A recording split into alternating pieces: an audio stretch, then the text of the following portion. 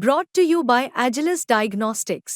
Health test की बात आती है तो मैं भरोसा करता हूँ India largest diagnostics company Agilus diagnostics. खुद को टेस्ट करते रहो। ब्रिटिश बैंड कोल्ड प्ले के टिकट की खबर खूब चर्चा में।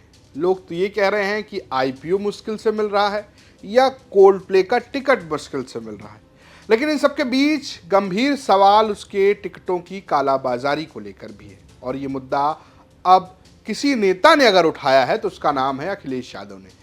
समाजवादी पार्टी के राष्ट्रीय अध्यक्ष और कन्नौज से सपा के सांसद अखिलेश यादव ने कोल्ड प्ले के टिकटों का मुद्दा उठाया है और सरकार को घेर लिया है। उन्होंने एक्स पर पोस्ट करके लिखा है, अंतर्राष्ट्रीय ख्याति के म्यूजिकल कॉन्सर्ट की एडवांस बुकिंग को लेकर देश भर में आपादापी मची है, वो चिंतनीय है। बुकिंग खुलते ही कुछ समय में सारी टिकटों का बुक हो जाना और फिर उन टिकटों का 20-50 गुना दाम पर लाखों में ब्लैक में बेचे जाने की खबर फैलना शासन प्रशासन के स्तर पर एक चुनौती है। क्या देश में सरकार नाम की कोई चीज नहीं है जो इस तरह की अवैधानिक बिक्री की धांधली पर रोक लगाए? ये बात सही है कि कलाकारों को उनकी कला का सही मानदेय मिलना चाहिए, लेकिन ऐसे माहौल में असली कमाई बिचौलिए करते हैं, जिससे एक तरफ कलाकारों का हक मारा जाता है, दूसरी तरफ सरकार को मिलने वाला टैक्स भी। सच तो यह है कि मनोरंजन पर सबका बराबर हक होना चाहिए। यदि कला सिर्फ कुछ लोगों की क्रय विक्रय शक्ति के आधार पर सिमट जाती है तो फिर यह व्यवसाय भर बनकर रह जाती है। धनिक सदैव कला का ज्ञाता, मर्मज्ञ या सच में आनंद लेने वाला हो, ये संभव नहीं। ऐसे में कलाकारों को सच्चा सामान भी मिल नहीं पाता और न ही उनकी कला का यथोचित प्रशंसा। ये कला का मानवीय सामाजिक पक्ष है कि वो सर्वसुलभ हो।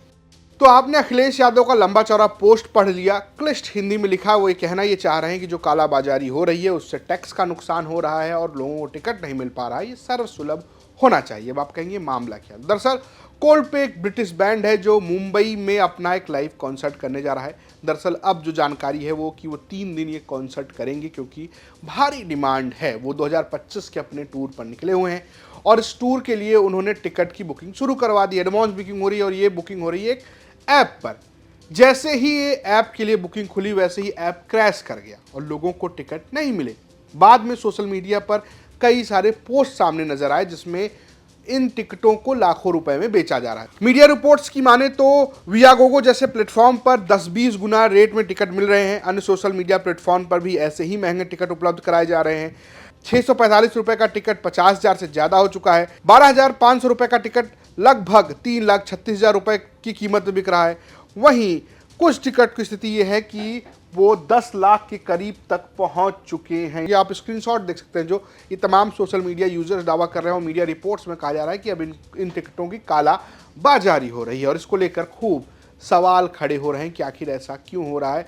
और इसको लेकर अखिलेश यादव अब सरकार को घेर रहे हैं और पूछ रहे हैं कि आखिर क्यों ऐसा। और आपको बता दें कि ये जो बैंड है, म्यूजिकल बैंड है, काफ़ी फेमस है। ग्रैमी अवार्ड अपने शुरुआती दिनों में ही जीत चुका है। अगर आप जानते हो, ग्रैमी अवार्ड एक तरीके से आप इसको कह सकते हैं कि ये संगीत की दुनिया का ऑस्कर है लेमैन की भाषा में। बाकी आप मर्मज्ञ हैं तो आप जरूर जानते होंगे।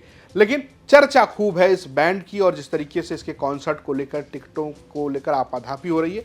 और पहले भी कई कॉन्सर्ट्स को लेकर ऐसा देखा जा चुका है, चाहे वो दिलजीत दोसांझ के कॉन्सर्ट की बात हो जहाँ पर भी टिकटों को लेकर आफादाफी मस्ती नजर आई थी। लोग सोशल मीडिया पर महंगे टिकट दिखा रहे थे और अब अखिलेश यादव ने इसको मुद्दा बना दिया है। क्या आपने भी कोशिश की थी और आपको टिकट नहीं मिला है? अगर मिला है, नहीं मिला है, आप हमें कमेंट बॉक्स में जरूर बताइएगा। देखते रहिए यूपी तक। नमस्कार।